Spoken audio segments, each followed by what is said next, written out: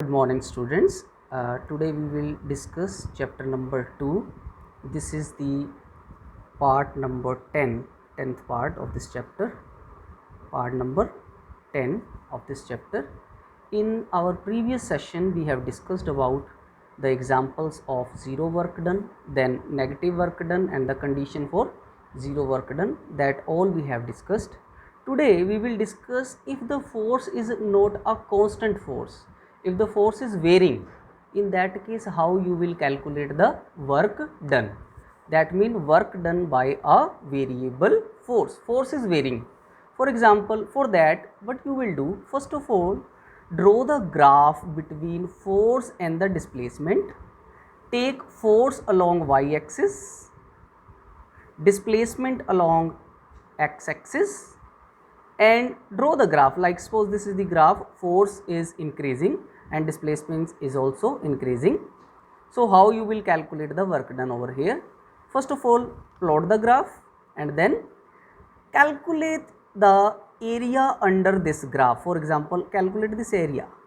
This area will represent the work done. So whenever you are having a variable force, in that case you can easily calculate the work done by plotting the graph between force and the displacement and then calculating the area under that graph. Keep it in your mind that always take force along y-axis and displacement along x-axis. In this way you can easily calculate the work done by a variable force. Now how you will calculate work done by gravity? Work done by gravity. Now for that, suppose a body of mass m is over here and it falls down to a height h.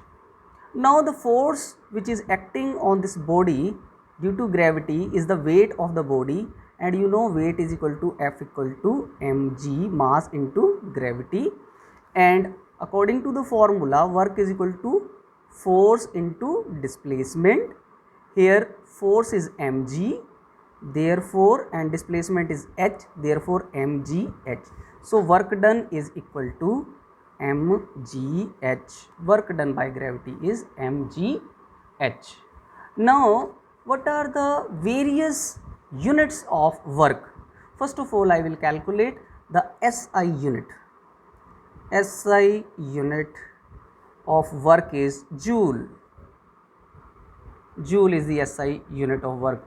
How you will define it? As again you know, work done is equal to force into displacement. If force is 1 Newton and displacement is 1 meter, then work done will be 1 joule. Work done is said to be 1 joule if 1 Newton force displaces the body through 1 meter in the direction of force applied. Now the CGS unit of work is erg. And what is erg? Again, if the force is 1 Dalton and the displacement is 1 centimeter, then the work is 1 erg. So you can define 1 erg. Work done is said to be 1 erg if a force of 1 Dalton displaces a body through 1 centimeter. Now what is the relation between these two? That means joule and erg. Relation, this is very important. Relation.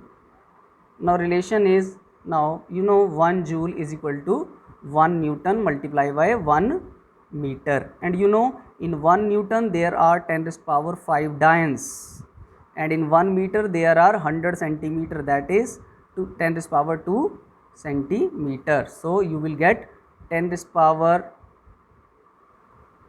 7 Dalton centimeter, and Dalton centimeter mean erg. So 1 joule is equal to 10 raised power 7 erg. This relation is very important relation. This question can be asked like, give the relation between the SI unit and the CGS unit of work done.